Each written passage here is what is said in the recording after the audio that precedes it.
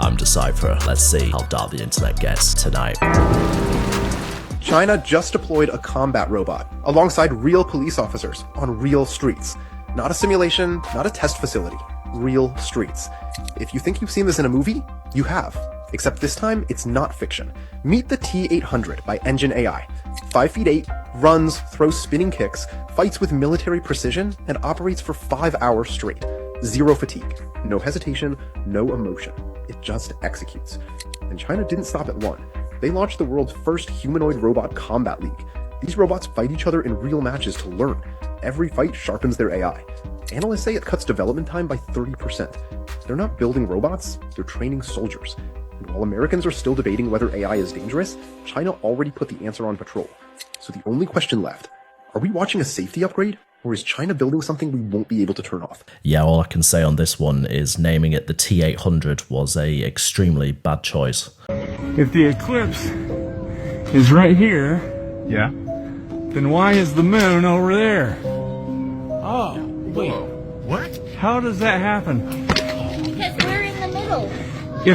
But look, the moon is right there in front of the sun. Wait. But the moon is over here. Why is the moon right there if it's supposed to be in front of the sun? Here, I'm using these right here. That's insane. Do you see that? If the moon is right there in front of the sun, then why is it over there? I'm gonna Google that. That can't be, or the flat, I don't know, or the flat earthers, right? Maybe it is flat. It's a conspiracy, dude. We're all going to be fine. We also got good. This eclipse is going to Yeah, I think there's been some clever editing in this video here, as the moon literally has to be in front of the sun during the eclipse. Still a weird looking clip though. So apparently scientists are coming out straight from Ukraine saying that they have spotted 20 different UFOs racing to the moon, and they are approximately 15 to 25 miles wide, approximately the size of Manhattan. And they can reach Earth within 20 minutes. They shared images, we also got videos and all that. If you want to see the full video, check it out by clicking the title below. We made the full video on the YouTube channel. It's kind of wild. Yeah, it definitely isn't proof of aliens, but city-sized UFO claims tend to grab my attention. This is just a reminder that 2029 is the year that in Terminator 2 Judgment Day, the robots turned on humanity. Now, I'm not saying that's going to happen because the future is what you make it. Isn't that the famous quote? There's no fate but what we make it or whatever. But I do find that eerie with all the robot stuff that's going on now. I mean, picture someone has never seen the Terminator movies and you're to tell them, yeah, in 1991, they came up with an idea of a time when robots, like who was talking about robots in 1991? I know some people, but it wasn't very... And then the concept of data centers was a thing too. Remember, Sarah Connor was in a mental institution they said it was a computer factory that she like blew up or something, but other accounts are that it was a data center. Anyways, the fact that this movie takes place in the future when they send robots to the past to then get rid of the people who are going to lead the revolution against the robots, it's just weird, man. And that, in conjunction with The Matrix, makes me wonder if this is like them telling us what's going on or what their plan is, but that doesn't necessarily mean it's going to come to fruition. This is what people have to understand. Predictive programming and all that doesn't mean it's set in stone, because we have the ultimate power to influence and control our reality. But let me know if you're excited about robots and stuff like that, or if maybe something else is going on. Apparently, we've got 3 years until the robots turn on us. Looking at how quickly humanoid robots are improving, I think I'm starting to believe them. In 1971, two young men venture into a secluded stretch of the Alaskan wilderness in search of the perfect backdrop. After struggling to get their camera to focus, they notice something unusual near the base of a steep bluff. Partially obscured by the surrounding foliage, they spot what appears to be a discarded mannequin. However, their discovery was actually the body of 18-year-old Beth Van Zanten, whose condition immediately suggested foul play. She had been partially unclothed and restrained with speaker wire, while also suffering from a severe wound across her chest. Just 3 days earlier, Beth was on her way to a local convenience store when she was abducted. The assailant took her to a remote picnic area, intending to assault her, but Beth fought back, managing to escape from the vehicle before fleeing on foot. Unfortunately, the Alaskan winter was unforgiving that time of year, with temperatures dropping as low as -5 degrees Fahrenheit. As Beth attempted to navigate the darkness, she lost her footing and tumbled down the steep bluff. Although she survived the fall, the freezing conditions would ultimately prove fatal. Investigators would immediately question Beth's cousin, Greg, who was known to have a fractious relationship with her. His timeline of events contained several inconsistencies, though many were attributed to his intoxication that evening. Their focus soon shifted to Robert Hansen, who had recently been arrested for assault charges in the same area. Similarities between his crimes and Beth's death raised suspicion, but without enough evidence to establish a connection, the case eventually went cold. Despite the severity of his offenses, a judge deemed Robert's mental condition treatable, resulting in his release just 2 years later. In the years that followed, he would claim the lives of at least 17 women, later admitting that his attacks began in 1971, the same year Beth was discovered. She was only 18, disappeared in Alaska, and was later found dead under deeply disturbing circumstances. The fact that the case still isn't properly resolved makes it even darker. Hoia is a small native woodland on the outskirts of Cluj, which is a city in northwestern Romania. I visited Hoia, which is supposedly the world's most haunted forest. At the center of Hoia Forest is a clearing about 300 feet wide, and it's called the Circle. Nothing grows in the circle. No plants grow there, trees, nothing can grow there. Just outside the circle they do. Something is affecting the plant life there. Something also affects the wildlife and humans who visit the circle. When visitors arrive at the circle, they become disoriented, they talk about headaches, they hear noises, and what's strange is not everybody is affected by it. The circle, the so-called Poiana Rotunda in Romania, it's one of the most active spots of the forest. It's told that the round clearing has somehow the potential to amplify your thoughts and your mood. All sorts of interesting things happen there. For example, in 1968, a military technician, Emil Barnea, captured a few pictures of a UFO. That actually made the forest famous because all those pictures were later analyzed by different experts in photography, which all concluded that they were not fake. UFO sightings, strange lights, twisted trees, and people claiming that they feel watched. Romania really didn't need another creepy Transylvania location. I wish this was fake, but unfortunately it's not. And we're going to do this live because I don't want to see any comments that, this is a conspiracy theory, blah, blah, or whatever else the bots come up with these days. You can see we're on the Coca-Cola website. You can see the URL right there at the top. This is a live screen mirroring of this laptop right here. We're going to go ahead and customize our Coke can. The first entry we're going to try is the devil is king. No issues with the devil is king. Now let's try Jesus is king. Suddenly, we get an error. You can see here they say, we worked hard to get this right. Now let's try Satan is good. No problems with Satan is good. You can see it populate on the Coke can right here, but it gets better. Let's try Jesus is good. Again, we get that error, and you can go ahead and swap it with other religions. No problems there. No problems there. But this is the best part. We'll swap it back to Jesus is good. Again, we get that error. But what if we were to put Jesus is bad? Suddenly it takes our entry, and you can even put Jesus is evil, and you can see it populate on the Coke can right there. Wow.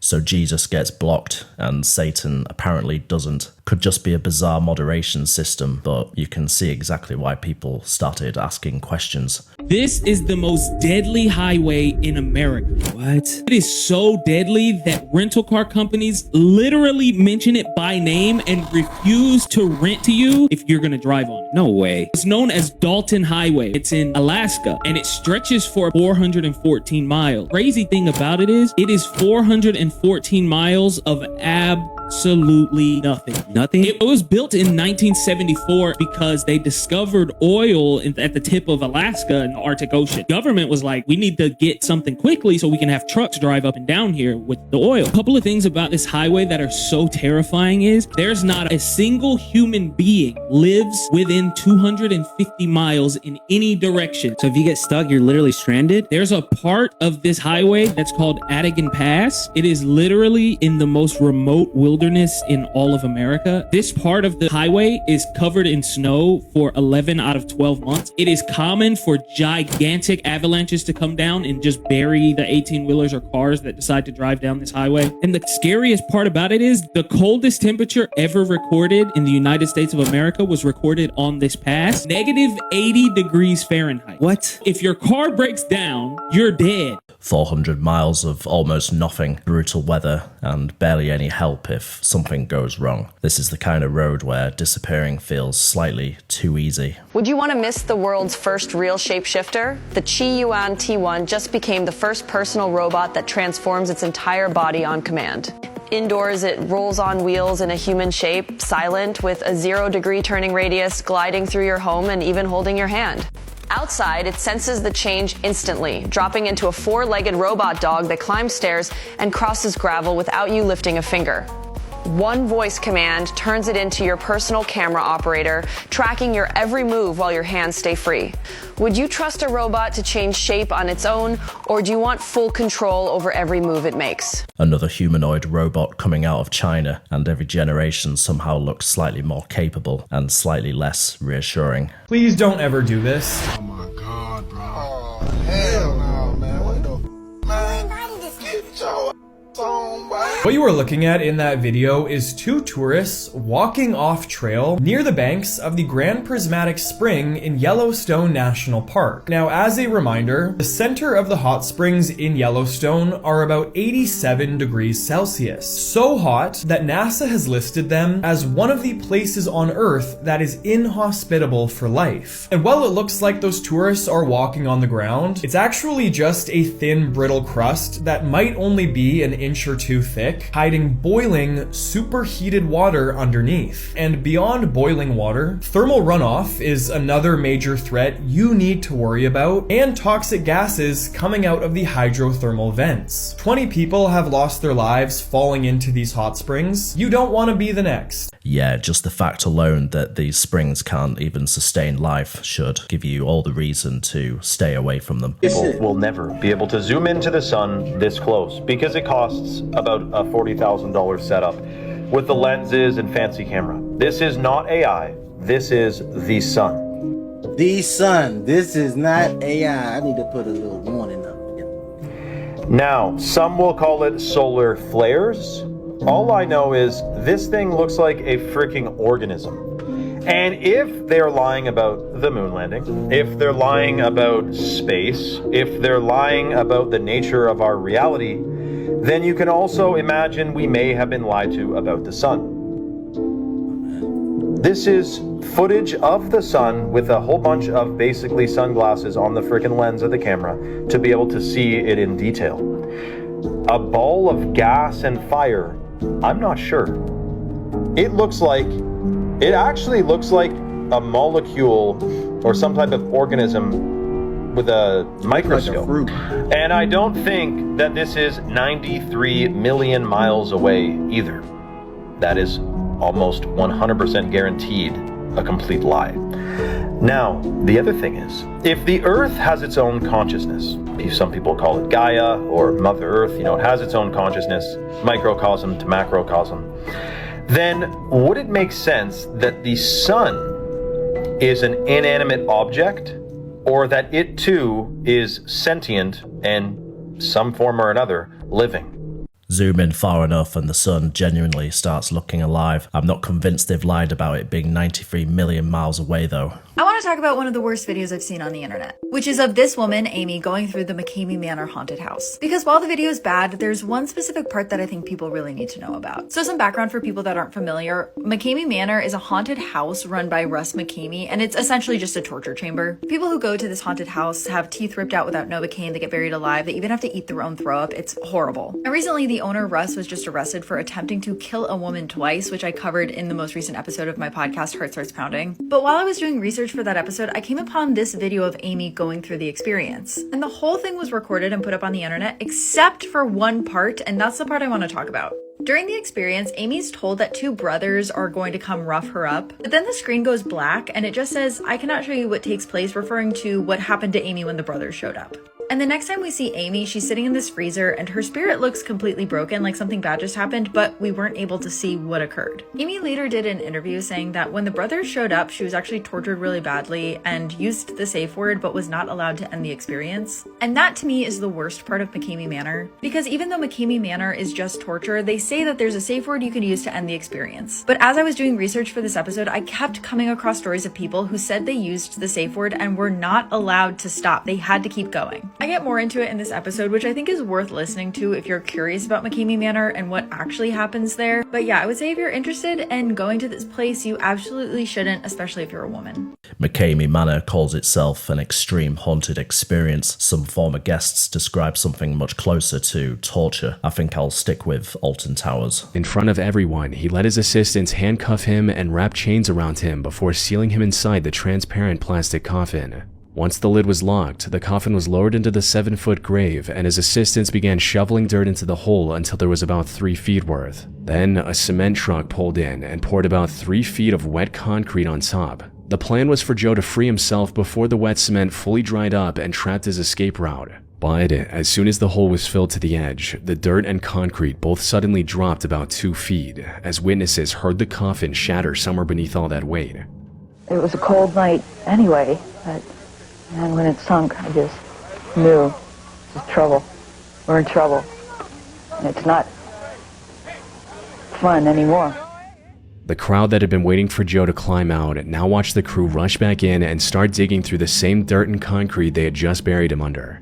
Unfortunately, by the time rescuers pulled him from the ground, he had already passed away. Pathologists later found concrete under his fingernails, suggesting that even after the coffin gave way, Joe may have still been trying to dig himself out.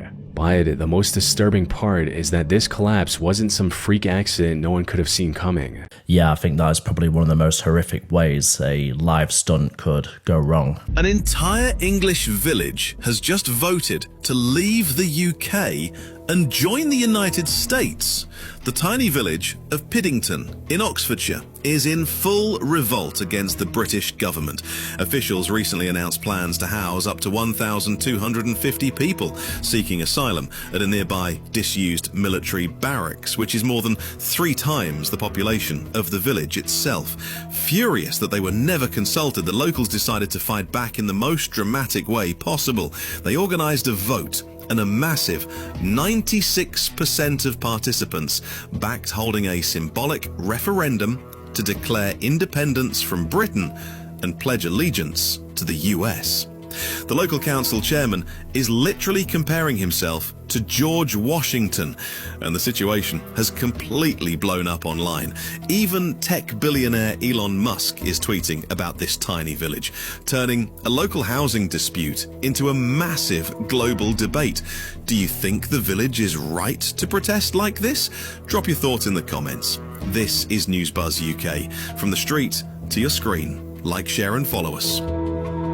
I don't know about you, but I think we might actually be witnessing Britain slowly uninstall itself. If you remember the creepy clowns from 2016. Yeah, bro. I remember those. Dude, they are actually trying to make a comeback. Again? Because recently, one of them murdered somebody. Swear. Bro, the footage of this is scary as hell. There's some doorbell cam footage that came out recently. Mike, this looks straight out of a horror movie. Really?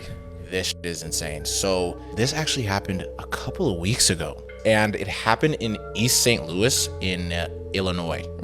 So the 78-year-old man named John Wesley Allen, he was waiting at a bus stop one night, and his plan was to get on the bus so he can go visit his younger sister. This man is sitting there by himself at the bus stop, and randomly this person comes up to him, dressed up as a clown, doesn't say a word to him, starts stabbing him to death. Really? At this bus stop. Doesn't even know this guy. So this guy is bleeding out on the street. Somebody who was in the area saw what happened and immediately alerted the police. An hour before the police come though, there is footage from people's doorbell cams showing this person going from door to door and even looking through their windows, holding this huge ass knife, and basically is saying a bunch of like creepy stuff like, I can see you.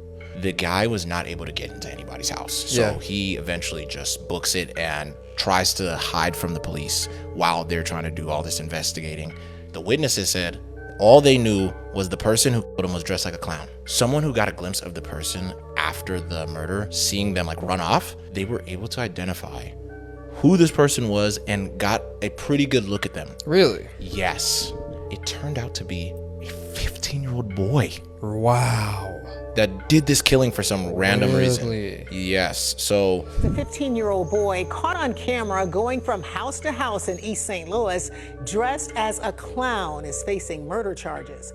A random stabbing is disturbing enough. Add someone dressed as a clown, and suddenly 2016 feels like it's trying to reboot itself. There are multiple places in the world running out of water right now, and I feel like we're not talking about it at all. In Puerto Rico, residents of San Juan now have restrictions where they get 1 day with water and then 2 days without water. I mean, you turn on the tap and nothing comes out. But the American Southwest is also running out of water. This is one of Arizona's largest reservoirs, and it is currently at 1% capacity. It is so bad that there are no more fish in the lake because they have all died. This used to be a boat ramp and it now just goes into grass. And then in Europe, the Danube River has gotten so low it is exposing shipwrecks from World War II and woolly mammoth bones from the Ice Age. But that's not the worst part. Hungary has had to shut down its nuclear power plant for the first time since it was built because there's not enough water in the Danube to cool it. This is a huge deal because Hungary gets 50% of its electricity from this one power plant. And Romania is about to shut down its nuclear power plant because again, there is just not enough water. Now there's multiple reasons for all this stuff. The Super El Nino weather event, human mismanagement, but it's also a consequence of an Earth that is just getting hotter. And I just think it's crazy how little news coverage most of this stuff has gotten. This translates to we demand water,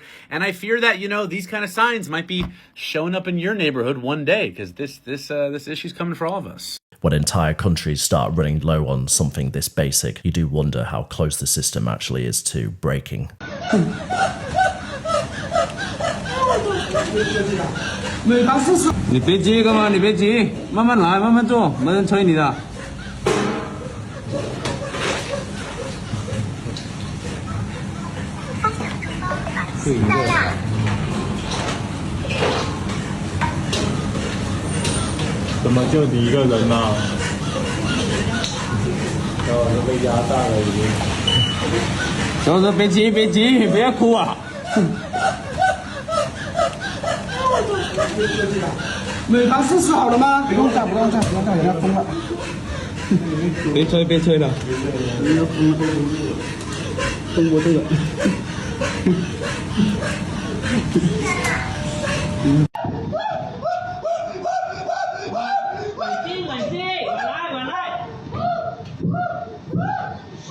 Yeah, all I can say on this one is that no chicken order is worth breaking yourself over. But like the cast and I used to laugh about it. Like, wow, this is an insane shoot for it to really not be acknowledged. And then I can't stand to watch myself. Any fans of Jenna Ortega are questioning her transformation and wondering if she is just another victim of the system that runs deeply, hypothetically, through Hollywood. Must just be a giant coincidence that around the time she took the Wednesday Addams role, everything began to change and her career as well began to skyrocket. Another giant coincidence, I'm sure, is around the same time that all of this unfolded, pictures of Jenna Ortega, like the one behind me, surfaced on the internet. Just totally a normal picture. Last but not least, we have her in the Wednesday Addams outfit, literally doing the same pose. But again, I'm sure it's just artistic freedom, creativity, you know? It's to be provocative. There's no deeper, darker, hidden meaning behind all this. right? It would be different if so many celebrities didn't go down the same exact path on their way to extreme fame and stardom. But these celebrity transformations are shocking to say the very least. Comment below with your thoughts. Let me know, am I on to something or am I tripping this time? What do you think? Wake up. People have noticed a pretty dramatic change in Jenna recently. We obviously don't know what's happening behind the scenes, but this transformation does seem a little worrying. The videos coming out of Colombia today are absolutely insane. Families were seen narrowly escaping their crumbling houses as they had to run out onto the streets. Construction workers were caught on the top of an incomplete building, and those poles shaking just shows you how powerful these tremors were. Other videos show buses and trees being rocked back and forth, while an 800-year-old cathedral in the city of Manizales can be seen crumbling from the impacts. People were even stuck in cable cars as this was all going down.